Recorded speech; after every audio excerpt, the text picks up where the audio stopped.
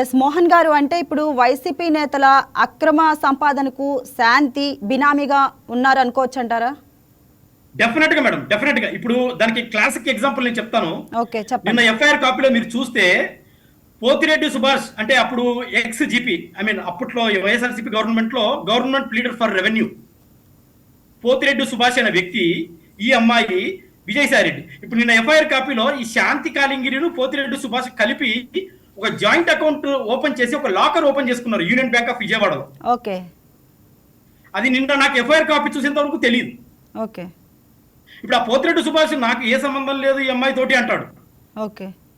నేనేదో హాస్పిటల్లో ఏదో మానవతా దృక్పథంతో on humanity ground I have signed అంటాడు. ఏది నల్లకోట వేసుకున్నటువంటి ఆ పెద్ద మనిషి. నేను నల్లకోట వేసుకున్నటువంటి సోకాల్డ్ పోతిరెడ్డి సుభాష్ మరి పెద్ద మనిషి లేకపోతే ఆయన నాకైతే తెలీదు. హాస్పిటల్లో ఏదో సంతకాలు అంటే ఎవరిని మోసం చేద్దాం అనుకుంటున్నాడు ఈ పోతిరెడ్డి సుభాష్. ఆయనకు భార్య ఉంది, ఇంటర్మీడియట్ కూతురు ఉంది, రేపు పొద్దున కూతురికి పెళ్ళెట్ల అవుతుంది, ఆయన భార్యకు అసలు వీళ్ళకి మైండ్ ఉందా లేదా వీళ్ళకి అని అంటాడు. మరి నేను ఎఫ్ఐఆర్ కాపీ వచ్చినప్పుడు ఆ సోకాల్డ్ పోతిరెడ్డి సుభాష్ ప్లస్ శాంతి కాలింగిరి ఒక లాకర్ ఓపెన్ చేశారు యూనియన్ బ్యాంక్ ఆఫ్ విజయవాడలో. వీళ్ళని ఏమనాలి? అన్ని తెలిసే విజయసాయిరెడ్డి అంటే అన్ని తెలిసే జరుగుతున్నాయి కదండి, అన్ని తెలిసే జరుగుతున్నాయి. విజయసాయిరెడ్డికి శాంతికి ఉన్న సంబంధం ఏంటి ఓకే అనేది ఇందులో విశాఖపట్నం భూములు తోచారు మేడం. వీళ్ళు 1500 భూములు దోచేశారు ముగ్గురు కలిసి.